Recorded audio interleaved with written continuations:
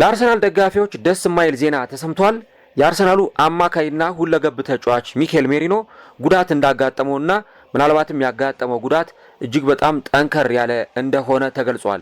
ከዚህም በተጨማሪ የተጫዋቹ ጉዳት ከበድ ያለ መሆኑን ተከትሎ የቀዶ ጥገና እንደሚደረግለትም ተረጋግጧል። ተጫዋቹም በማህበራዊ ገጹ ላይ ባስተላለፈው መልእክት ጉዳት እንዳጋጠመውና ጠንክሮ ከጉዳቱ አገግሞ ወደ ሜዳ እንደሚመለስ ለደጋፊዎቹ መልእክቱን አስተላልፏል። በዚህም መሰረት አርሰናል ዛሬ ምሽት በሚዘጋው የዝውውር መስኮት ላይ በመጨረሻው የዝውውር መስኮት የመዝጊያ ቀን ተጫዋች ለማስፈረም እንደሚንቀሳቀስና ከፍተኛ ጥረት እንደሚያደርግ በርካቶች እየዘገቡ ይገኛሉ። የሚኬል ሜሪኖ ጉዳት እስከ ምን ያክል ጊዜ ከሜዳ ሊያርቀው ይችላል? አርሰናልስ በዚህ ተጫዋች ምትክ የትኛውን ተጫዋች ሊያስፈርምና መፍትሄ ሊያበጅ ይችላል?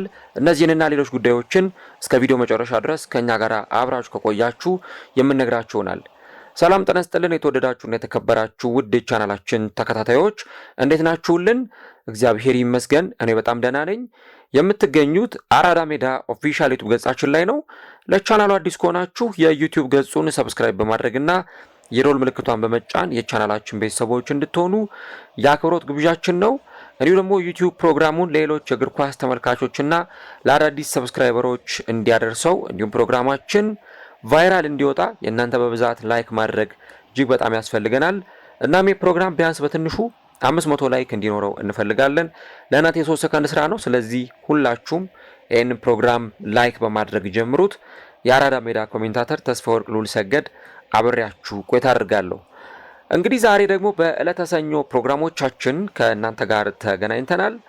የሜሪኖን ጉዳይ ቀዳሚ እናደርጋለን። እንግዲህ ትላንትና በርካቶች ሲዘግቡ እንደነበሩት ታማኙ ጋዜጠኛ ዴቪድ ኦርንስቴንን ጨምሮ ዚ አትሌቲክ ሌሎቹም መረጃውን ሲቀባበሉት ነበርና የአርሰናሉ አማካይ ሜሪኖ ጉዳት እንዳጋጠመውና ያጋጠመው ጉዳት የአጥንት መሰበር ጉዳት እንደሆነ ነው በርካታ ሚዲያዎች እያረጋገጡ የሚገኙት። የእግሩ አጥንት ተሰብሯል የሚለው ነገር በእርግጠኝነት የተነገረ ጉዳይ ሆኗል እና እንደውም ትላንትና ከቀን በኋላ ዴቪድ ኦርንስቴን ዚ አትሌቲክ ላይ ይዞት በወጣው ጽሁፍና ሀተታ መሰረት ተጫዋቹ የቀዶ ጥገና እንደሚደረግለት ማረጋገጫም ተሰጥቷል። በቀጣዮቹ ቀናት ላይ ተጫዋቹ የቀዶ ጥገና ይደረግለታል። ስለዚህ ከዚህ በኋላ በአርሰናል በኩል ሜሪኖን ምናልባትም ደግሞ ለተወሰኑ ጊዜያት ላንመለከተው እንችላለን። እንግዲህ የአጥንት መሰበር ጉዳት ነው፣ የቀዶ ጥገና ይደረግለታል። አሁን የምንገኘው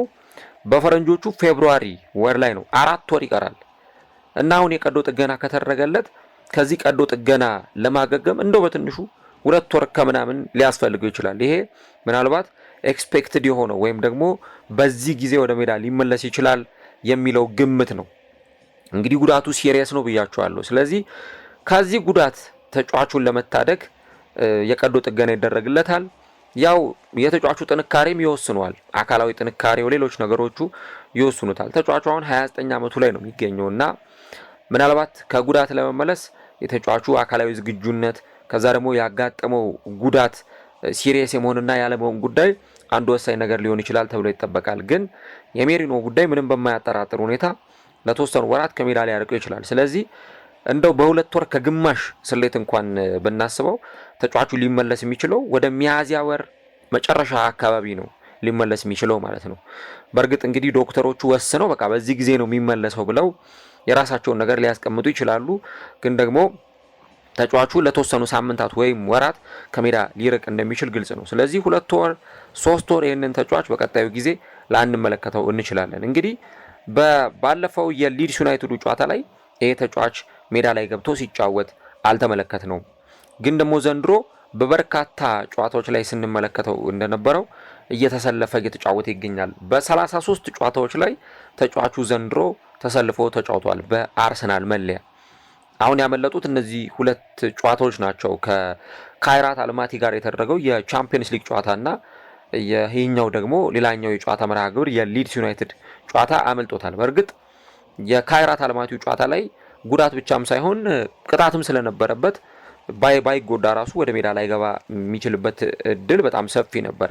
ግን ዋናው ነገር ያው የቅጣት ነገር እንደሆነ ነው ሲነገር የነበረው።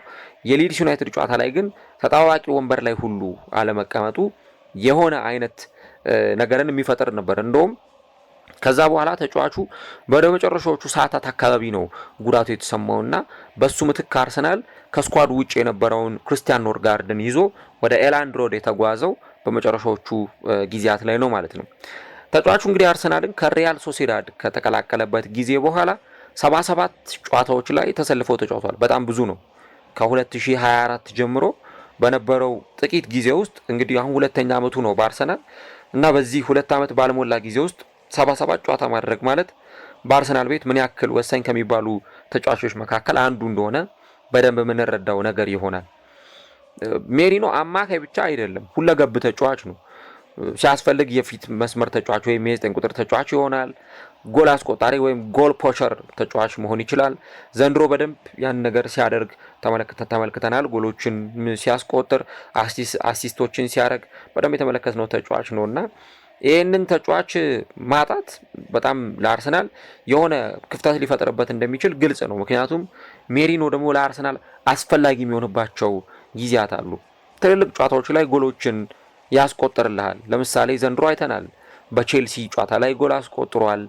ማንቸስተር ዩናይትድ ላይ ጎል አስቆጥሯል። ስላቪያ ፕራሃ ላይ ጎል አስቆጥሯል እና ወሳኝ የሆኑ ጨዋታዎች ላይ ደግሞ ጎል በማስቆጠር የሚታወቅ ተጫዋች ነው። ኒውካስል ላይ ሳይቀር ተቀይሮ ገብቶ ጎል አስቆጥሯል። ዘንድሮ ባለሳሳት 6 ጎል አስቆጥሮ 3 ለግብ የሆነ ኳስ አመቻችቶ ያቀበለ ተጫዋች ነው እና ይህን ተጫዋች ነው እንግዲህ አርሰናል ለቀጣዮቹ ጥቂት ጊዜያት እንደሚያጣው እየተገለጸ የሚገኘው እና ጉዳቱ ሲሪየስ ነው መባሉ ለአርሰናል ደጋፊዎች ምቾት የማይሰጥ ጉዳይ ነው። ከዚህ በተጨማሪም ቡካዮ ሳካ በባለፈው የሊድስ ዩናይትድ ጨዋታ ላይ እያሟሟቀ በነበረበት ሰዓት ላይ ባጋጠመው ጉዳት ምክንያት በጨዋታው ላይ እሱ ሊገባ ነበር፣ ነገር ግን ኖኒ ማዱዌኬ እንዲገባ ተደርጓል ማለት ነው። ስለዚህ እንግዲህ የቡካዮ ሳካም ይሄ ኢንጁሪ ኮንሰርኒንግ የሆነ ጉዳይ ስለሆነ አርሰናል አሁን በመጨረሻው የዝውውር ቀን ወደ ገበያ ወጥቶ ተጫዋች ለማስፈረም ይንቀሳቀሳል የሚሉ ዘገባዎች ይወጡ ይገኛሉ። እንግዲህ አርሰናል ዘንድሮ እንደምታውቁት ካላፊዮሪ፣ ጁሪየን ቲምበር፣ ማርቲን ኦዴጋርድ፣ ቤን ዋይት፣ ካይ ሃቨርትዝ፣ ቪክተር ዮኬሬስ በጉዳት በርካታ ጊዜያትን ያሳለፉ ተጫዋቾች እንደነበሩ ይታወሳል። አሁን አርሰናል ደግሞ ለፕሪሚየር ሊጉ ከመቼውም ጊዜ በላይ እየተጠጋ ያለበት ጊዜ ነው እና በዚህ ወቅት ደግሞ ይህንን ተጫዋች ማጣት ማለት የሆነ የሚያጎድል ነገር እንዳለ ግልጽ ነው። ሜሪኖ በማህበራዊ ገጹ ላይ ባስተላለፈው መልእክት እንግዲህ ጊዜው በጉዳት ሊቋረጥ ወይም ሊቆም ግድ ብሏል። አንዳንድ ጊዜ ህይወት በእንዲህ አይነት ቻሌንጆች ውስጥ ማለፍ የግድ ይላታል ብሏል እና አሁንም እንደገና ተመልሼ ለመምጣት በጥንካሬ ወደ ቡድኔ ለመመለስ የሚሰጥ እድል አለና ከሜዲካል ቲሞች ጋር አብረን እንግዲህ ወደ ሜዳ ተመልሰን ለመምጣት ጠንክረን እንሰራለን። ደጋፊዎች እኔን ስለሚያበረታቱኝ ከኔ ጋር አብረው ስለሆኑ እጅግ በጣም አመሰግናለሁና ወደ ሜዳ ለመመለስ መጠበቅ አልችልም። ቡድኔን እንደገና መርዳት፣ የምወደውን ቡድን መርዳት እንደገና እፈልጋለሁ የሚል ሀሳብ ሜሪኖ አስቀምጧል በማህበራዊ ገጹ ላይ። ስለዚህ እንግዲህ የተጫዋች ቀዶ ጥገና አከናውኖ ያው ቀዶ ጥገና ባይሆን ምናልባት ለተወሰኑ ሳምንታት ልንል እንችላለን፣ ግን ቀዶ ጥገና ማድረግ በራሱ ቢያንስ እንደው በትንሹ 1 ወር ወይ ወር ከምናምን ከሜዳ መራቁ ማይቀር ጉዳይ ነው። ስለዚህ ይህን ነገር እንመለከታለን።